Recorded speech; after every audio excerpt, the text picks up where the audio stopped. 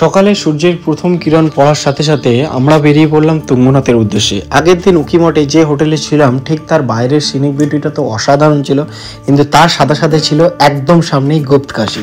সকাল সকাল চা খেয়ে 5 বন্ধু মিলে আমরা বেরিয়ে পড়লাম উকিমঠের এক আশ্চর্য মন্দিরের উদ্দেশ্যে।